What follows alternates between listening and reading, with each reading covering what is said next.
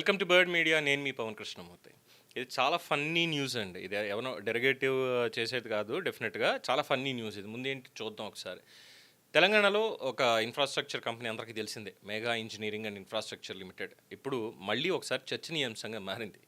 ఒకప్పుడు ప్రధానంగా సాగునీటి ప్రాజెక్టులు, విద్యుత్తు, రహదారులు, అలాగే భారీ మౌలిక సదుపాయాలకు సంబంధించినటువంటి నిర్మాణాల్లో ముద్ర వేసినటువంటి ఈ సంస్థ ఇప్పుడు అందుతున్నటువంటి వార్తల ప్రకారం చూస్తే హైదరాబాద్ నగర భవిష్యత్తుని తీర్చిదిద్దేటువంటి అత్యాధునిక స్మార్ట్ సిటీ ప్రాజెక్టులో కూడా కీలక పాత్ర పోషించబోతోందా అనేటువంటి ఒక ప్రశ్న ఇటు రాజకీయ పారిశ్రామిక వర్గాల్లో కూడా తీవ్రమైనటువంటి చర్చకు దారితీస్తోంది. ప్రస్తుతం అత్యధికంగా చర్చకు వస్తున్నటువంటి అంశం ఏంటంటే, హైదరాబాద్ నగరానికి ప్రతిష్టాత్మకంగా భావిస్తున్నటువంటి సుమారు 12,000 కోట్ల విలువైన city lighting, smart energy management, intelligent urban infrastructure ప్రాజెక్టులు. ఈ అధికారిక కేటాయింపు ఇంకా వెలువడకపోయినప్పటికీ ఈ ప్రాజెక్టులో మేఘా సంస్థే బలమైనటువంటి పోటీదారుగా నిలుస్తుంది అని చెప్పి పారిశ్రామిక వర్గాల్లో చాలా ప్రచారం కూడా జరుగుతోంది. అలాగే గతంలో ఇతర సంస్థల పేర్లు కూడా వినిపించినప్పటికీ కూడా ఇటీవల జరిగినటువంటి పరిణామాలు ఎంఏఎల్ని వాళ్ళ అవకాశాలను ఇంకా బలోపేతం చేశాయి అనేటువంటి విశ్లేషణలు అయితే బలంగా వినిపిస్తున్నాయి. అయితే ఈ చర్చకి ప్రధాన కారణం జూలై 1న జరిగినటువంటి ఒక కీలక పరిణామం. ముఖ్యమంత్రి సమక్షంలో ఎంఈఐఎల్ అలాగే అబుదాబికి చెందినటువంటి ప్రముఖ టెక్నాలజీ సంస్థ అనలాగ్ తోటి ఒక వ్యూహాత్మక అవగాహన ఒప్పందం కుదుర్చుకుంది. అనలాగ్ సంస్థకి ప్రపంచవ్యాప్తంగా ఆర్టిఫిషియల్ ఇంటెలిజెన్స్లో పెట్టుబడులు పెడుతున్న G42 ఈ గ్రూప్ మద్దతు ఉండడం అనేది ఈ ఒప్పందానికి కూడా ఇంకా ప్రాధాన్యత తీసుకొచ్చింది. సో ఈ భాగస్వామ్యం అనేది మెయిల్ వాళ్ళకి ఒక సాధారణ వ్యాపార ఒప్పందం. అయితే ఇక్కడ ఈ కాన్సెప్ట్లో చూడాలి అంటే ఇది ఒక సాధారణ వ్యాపార ఒప్పందం కాదు, భవిష్యత్తు నగరాల నిర్మాణానికి సంబంధించినటువంటి టెక్నాలజీ భాగస్వామ్యం అని చెప్పి వాళ్ళిద్దరూ కూడా పేర్కొన్నారు. అయితే ఈ ఒప్పందంలో ఆర్టిఫిషియల్ ఇంటెలిజెన్స్ ఆధారిత ట్రాఫిక్ సిగ్నల్ వ్యవస్థలు, నగరంలోని నీటి సరఫరాలో లీకేజ్లు ముందే గుర్తించేటువంటి ఒక సాంకేతికత, విద్యుత్ వినియోగాన్ని సమర్థవంతంగా నియంత్రించేటువంటి స్మార్ట్ ఎనర్జీ మేనేజ్మెంటు, పట్టణ సేవల డిజిటల్ మానిటరింగు, ఇలాంటి అంశాలు ఎన్నో ఉన్నాయి.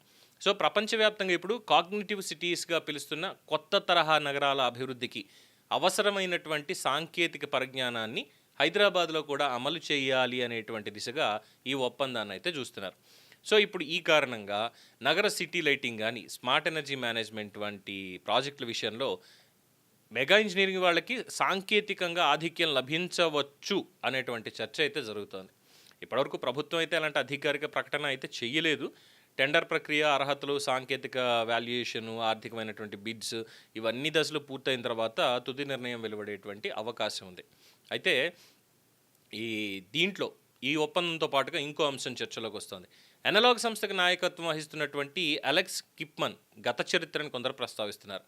మైక్రోసాఫ్ట్లో హోలోలెన్స్, మిక్స్డ్ రియాలిటీ వంటి అత్యంత ప్రతిష్టాత్మక సాంకేతిక ప్రాజెక్టులకి నాయకత్వం వహించినటువంటి ఆయన 2022లో మహిళా ఉద్యోగులతో అనుచిత ప్రవర్తనకు సంబంధించిన ఆరోపణల్లో సంస్థను వేయడం జరిగింది.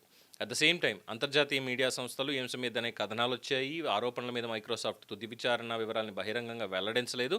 కోర్టు ద్వారా కూడా ఆరోపణలు ఏవి నిర్ధారణ కాలేదు.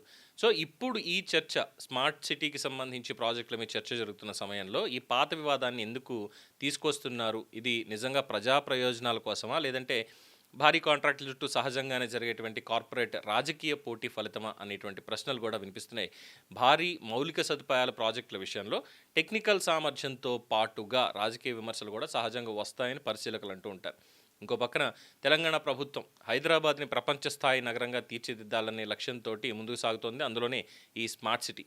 ఇప్పటికే డేటా సెంటర్స్, ఏఐ, దీనికి సంబంధించినటువంటి పరిశోధన, సెమీకండక్టర్స్, డిజిటల్ మౌలిక సదుపాయాలు వీటి మీద ప్రత్యేక దృష్టి పెట్టింది. ఈ నేపథ్యంలోనే ఈ మొత్తం సిటీకి సంబంధించినటువంటిది street lights, water leakage management, traffic వీటన్నిటితో కూడా ఏఐని ఇందులో యూజ్ చేయడం, అలాగే పవర్ కన్జంప్షన్ తగ్గించడం, ఇలాంటి ప్రాజెక్టులు హైదరాబాద్ రూపురేఖలను నిర్ణయించే అంశాలుగా మారాయి. అందుకే ఈ కాంట్రాక్ట్ ఎవరికి దక్కుతుంది అన్నటువంటి పాయింట్ ఒక కంపెనీకి సంబంధించింది కాదు అనుకున్నప్పటికీ ఎలాగ ముందుకెళ్తారు ఏంటి అనేది చూస్తే దీని మీద బయట మాట్లాడుతున్నది మాత్రం ఏంటంటే ఇది మెగా ఇంజనీరింగ్ వాళ్ళకి వెళ్ళే అవకాశం ఉంది అన్నటువంటి పాయింట్ బలంగా ఎస్టాబ్లిష్ అవుతోంది.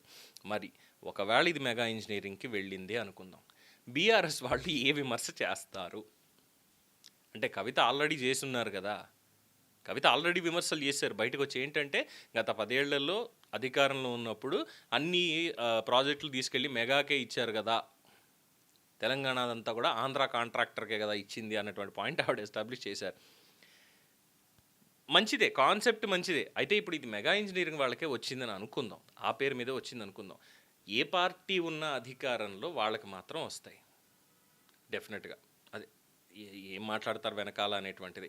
ఇప్పుడు తిట్టుకోవాలనుకోండి, బీఆర్ఎస్ కాంగ్రెస్ ఎవరెవరిని ఎలా తిట్టుకుంటారు?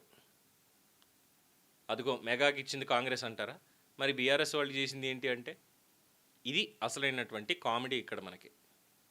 దీని మీద ఇప్పుడు విమర్శించాలి. అదిగో మెగాకి 12,000 కోట్ల ప్రాజెక్టు ఇచ్చేసాడు చూడు రేవంత్ రెడ్డి, ఆంధ్ర కాంట్రాక్టర్లకు పెట్టేస్తున్నాడు అన్నటువంటి విమర్శ అయితే ఖచ్చితంగా చేయాలి. మరి బీఆర్ఎస్ చేస్తుందా? ఎందుకంటే కాళేశ్వరం ప్రాజెక్ట్ కట్టింది కూడా మెగా ఇంజనీరింగ్, దాంట్లో చాలా మేజర్ వర్క్స్ చేశారు అంటారు. అది మాత్రమే కాకుండా ఇతరత్ర ఉన్నటువంటివి. పోలవరం కూడా ఇప్పుడు అక్కడ ఆంధ్రాలో మెగా ఇంజనీరింగ్గా కడుతోంది. ఇలా చెప్పుకుంటూ వెళ్తే బోలెడు. సో ఏదేమైనప్పటికీ వీళ్ళు తిట్టుకోవడానికో తుమ్ముకోవడానికో ఏదైనా కానీ మెగా ఇంజనీరింగ్ని పాపం అడ్వర్టైజ్మెంట్లోకి, లైమ్ లైట్లోకి తీసుకొచ్చేటువంటి ప్రయత్నాలు అందరూ చేస్తూనే ఉన్నారనడంలో ఏమాత్రం అతిశయోక్తి అయితే లేదు. మరి రేపొద్దున వీళ్ళకు ఉన్నటువంటి అవకాశాలు, లేదంటే వీళ్ళకు ఉన్నటువంటి ఎలిజిబిలిటీ వీటితోటి ఏమో స్మార్ట్ సిటీ ప్రాజెక్టు మెగాకే రావచ్చు అన్నటువంటి ఒక చర్చ అయితే ఎక్కువగా కనిపిస్తోంది. మరి ఎప్పుడు ఎవరెవరిని ఎలా తిట్టుకున్నా పేరు మాత్రం వీళ్ళదే సెంటర్ అయ్యేటువంటి అవకాశం కూడా ఉందంటున్నారు. ఏం చేద్దాం మరి? మీ అభిప్రాయం తెలియచేయండి. చూస్తూనే ఉండండి ది బర్డ్ మీడియా. ఈ వీడియో మీకు నచ్చినట్లయితే లైక్ చేయండి, షేర్ చేయండి, సబ్స్క్రైబ్ చేయండి. మరిన్ని అప్డేట్ల కోసం మా వాట్సాప్ ఛానల్ను ఫాలో చేయండి.